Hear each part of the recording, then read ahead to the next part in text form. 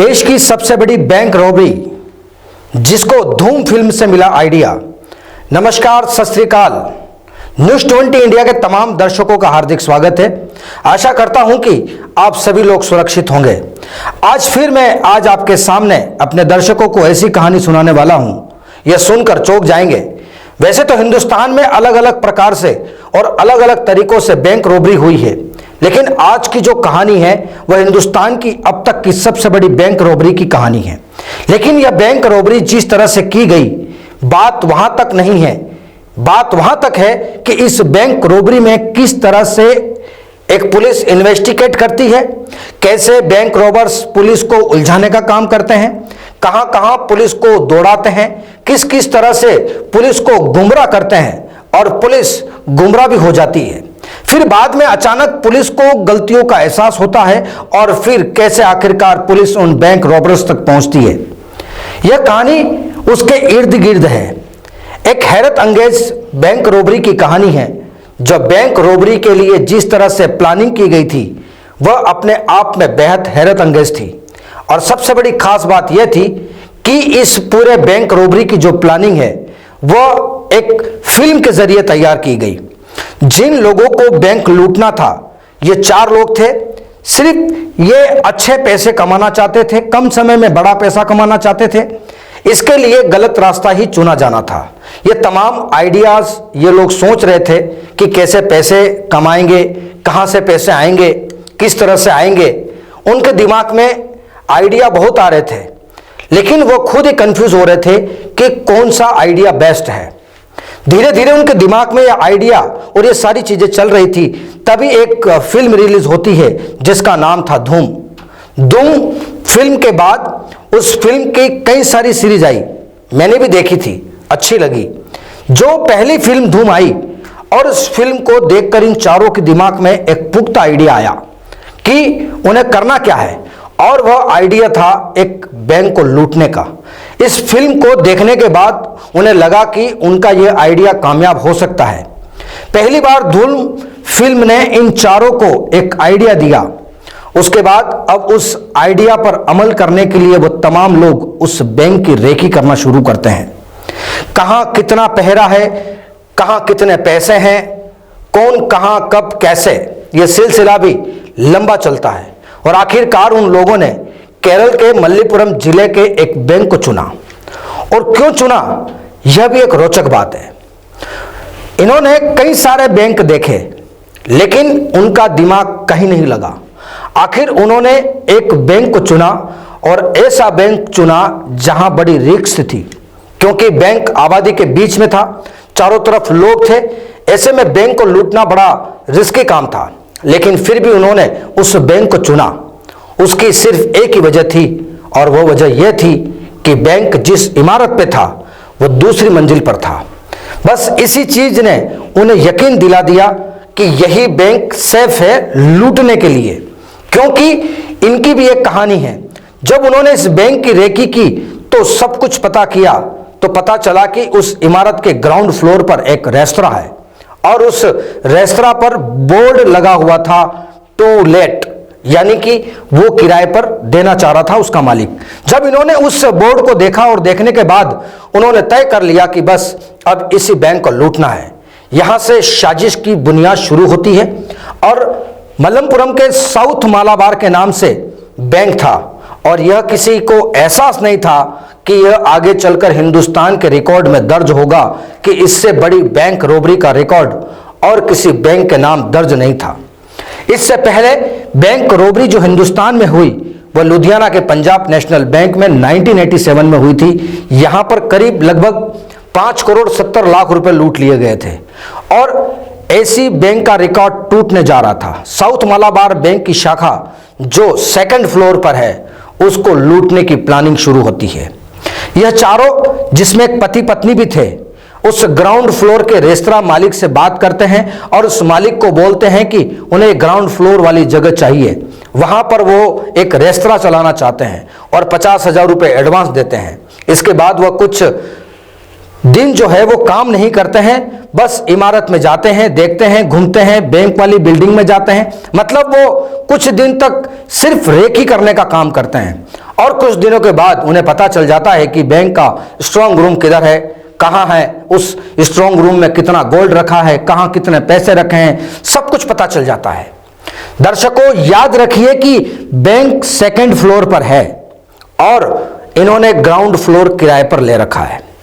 इसके बाद लोगों को शक ना हो, इसके लिए वो ग्राउंड फ्लोर पर एक बोर्ड टांग देते हैं कि रेस्तरां का काम चल रहा है, रेस्तरां का कंस्ट्रक्शन चल रहा है और रॉबरी की दूसरी साजिश की रणनीति यहीं से तैयार हो जाती है। उन्होंने लोगों का ध्यान भटकाने के लिए उस बोर्ड पर एक डेट भी लिखी थी कि 8 जनवरी 2008 को इस रेस्तरां की ओपनिंग होगी और उन्होंने उस रेस्तरां को करीब 7 नवंबर को किराए पर लिया। इसके बाद तोड़फोड़ का काम शुरू हो गया, कंस्ट्रक्शन का काम चालू हो गया। यकीन दिलाने के लिए बाकायदा रेस्तरां के लिए कुर्सी, टेबल, चेयर, फर्नीचर, वो तमाम चीजें उन लोगों ने मंगवानी शुरू कर दी। वो सब मंगवा लिया, वो सामान आता और ग्राउंड फ्लोर पर रखा जाता। ऑनर को भी लगा कि ये लोग वास्तव में कंस्ट्रक्शन कर रहे हैं। आसपास के लोगों के साथ साथ बैंक स्टाफ को भी लगा कि नया रेस्तरां खुलने वाला है। वे हर तरफ से सभी लोगों को यकीन दिलाया गया कि ग्राउंड फ्लोर पर रेस्तरां का काम तेजी से चल रहा है। फिर जब उन्होंने अपना असली काम शुरू कर दिया कि मेन दरवाजा उन्होंने जो है वो बंद कर दिया और अंदर जो है वो काम की ठुकाई पिटाई चल रही थी। इसी दरमियान उन लोगों ने बैंक के स्ट्रांग रूम का लोकेशन पता कर लिया था और ग्राउंड फ्लोर से वो स्ट्रांग रूम की लोकेशन कहां थी वह भी पता था। इसके बाद उन्होंने धीरे धीरे उस स्ट्रांग रूम तक पहुंचने के लिए खुदाई का काम शुरू किया। काम मुश्किल था लेकिन प्लानिंग पूरी थी। धीरे धीरे काम चलता रहा। इसी दौरान 30 दिसंबर 2007 की तारीख आती है। उस दिन संडे था और उन्होंने संडे जानबूझकर चुना था। संडे को बैंक बंद होता है। 29 दिसंबर 2007 की रात को आखिर कील ठोकने का काम शुरू होता है।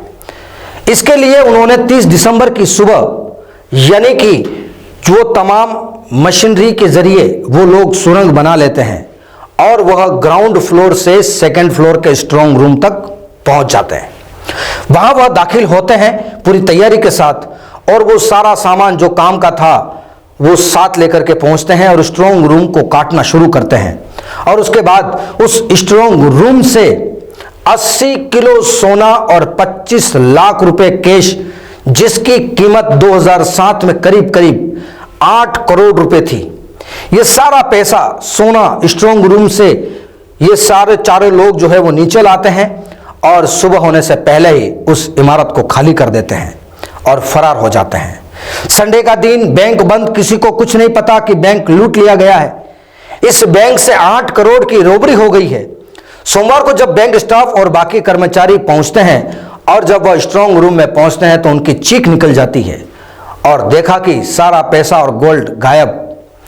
फौरन पुलिस पहुंचती है और यह कहने लगती है कि बल्कि हिंदुस्तान का, ये कह सकते हैं कि हिंदुस्तान के इतिहास की सबसे बड़ी बैंक डकैती हुई थी, जिसमें 8 करोड़ रुपए की डकैती हुई। धीरे धीरे यह खबर जो है वो आग की तरफ फैल गई। अब पुलिस की बारी थी और केरल पुलिस के लिए एक चैलेंज था। इतनी बड़ी रॉबरी, जब इंडिया के इतिहास में इतनी बड़ी बैंक रॉबरी होना, तो स्वाभाविक था कि माहौल भी कुछ अलग ही होगा। आखिरकार एक स्पेशल टीम तैयार हो जाती है जो स्कीम में अलग अलग, उस टीम के अंदर जो है वो एक्सपर्ट होते हैं और अब टीम जो है वो जांच करना शुरू करती है। लेकिन हर जगह टीम को नाकामी हासिल होती है। लेकिन जब वो फरार हो गए थे तो कुछ लोगों ने उनको देखा था। उन आई विटनेसों को बुलाया जाता है। उन आई विटनेसों के आधार पर उनके स्केच बनवाए जाते हैं। इससे भी कोई कामयाबी पुलिस को जो है वो नहीं मिलती है। लेकिन इस दौरान एक चीज और होती है। लेकिन पुलिस फिर से उस स्ट्रांग रूम में जाती है और बारीकी से जांच करती है। उन्हें दीवार पर कुछ लिखा हुआ मिलता है और वह दीवार पर लिखा हुआ होता है जय मायो, मतलब कि यह माओवादी का शॉर्ट फॉर्म था। इससे पहले केरल और उसके आसपास के छोटे बड़े जो है वो बैंक लूटे गए थे, वह उन नक्सलियों ने लूटे थे और फिर केरल पुलिस को लगा कि यह डकैती भी नक्सलवादियों के द्वारा ही अंजाम दी गई है। अब इन्वेस्टिगेशन नक्सलियों की लाइन पर चल रही है। केरल की पुलिस छत्तीसगढ़ तक पहुंच चुकी है, फिर भी कोई फायदा नहीं हुआ और उसी दरमियान पुलिस के पास एक गुमनाम फोन आता है कि उस फलाना होटल पर लूटा गया सोना पड़ा हुआ है। पुलिस उस जगह पर जाती है और वास्तव में वहां देखती है तो वहां करीब 1 किलो सोना मिलता है। उस होटल में फिर पुलिस को लगा कि पुलिस की जांच भटकाने के लिए ऐसा किया गया है और असली बैंक डकैत हैं वो सारा ये खेल खेल रहे हैं। फिर पुलिस अपनी सही लाइन पकड़ती है। जिस होटल में जो कुछ बरामद किया गया था उसी आधार पर पुलिस जांच शुरू करती है और कुछ चीजें मिलती है। वो चीजें ये खास थी जिसके जरिए पुलिस आगे बढ़ने जा रही थी। उसमें से एक जोड़ी सैंडल महिला के बरामद हुए, कुछ शराब की बोतलें मिली, कुछ डेटोनेटर मिले, एक ब्लड का टुकड़ा मिला। इन सारी चीजों को मिलाकर पुलिस अपनी जांच शुरू करती है। फिर पुलिस ने इलेक्ट्रॉनिक सर्विलांस पर जाकर जांच शुरू की तो बैंक के आसपास के मोबाइल टावरों को, सभी नंबरों को खंगालना शुरू किया। 30 दिसंबर से लेकर 31 दिसंबर तक की रात के सभी मोबाइल नंबर उस टावर से चेक करवाए गए और जब चेक करवाए गए तो 25 लाख लोगों के फोन कनेक्टेड मिले। यह सुनते ही पुलिस का चकराना लाजमी था और चारों नंबरों के लिए 25 लाख लोगों के नंबर की जांच, साइबर एक्सपर्ट बुलाए गए, फोन कंपनियों की मदद ली गई। इन सब की मदद से पुलिस उन चारों डकैतों तक पहुंचना चाहती थी और उनके मोबाइल को कांटेक्ट तक पहुंचना चाहती थी। वो सारी कोशिशें शुरू कर दी गई। काफी वक्त लगा। पुलिस ने 24,99,099 नंबरों को चेक किया और एक ऐसा नंबर था जो पर्सनल था। अब वो उस नंबर जो है वो पुलिस के रडार पर डाउटफुल हो जाता है। पुलिस ने नंबर को सर्विलांस पर डाला और पुलिस को कुछ समय बाद सफलता मिली। पुलिस अब उस ठिकाने पर पहुंचती है। एक के बाद एक चारों लोग पुलिस की गिरफ्त में होते हैं और फिर पूछताछ शुरू होती है और बैंक रोबरी की वारदात को ये लोग कबूलना स्वीकार भी करते हैं। रोबरी की निशानदेही पर पुलिस को बहुत कम सोना मिलता है, बाकी का सोना गायब था। 2 माह के बाद यह लोग पकड़ में आए। बैंक रोबरी के 56 दिनों बाद यह चारों गुनहगार पुलिस की गिरफ्त में थे। फिर उन्होंने बताया कि यह पूरा आइडिया धूम फिल्म देखने के बाद प्लान किया गया। पुलिस की बहादुरी इसलिए थी क्योंकि यह हिंदुस्तान के इतिहास की सबसे बड़ी और पहली बैंक रोबरी थी। यह केरल के साथ साथ हिंदुस्तान के इतिहास की सबसे बड़ी बैंक डकैती थी। फिर हाजिर होंगे ऐसी कुछ दिलचस्प कहानी को लेकर। तब तक देखते रहिए न्यूज़ 20 इंडिया। नमस्कार।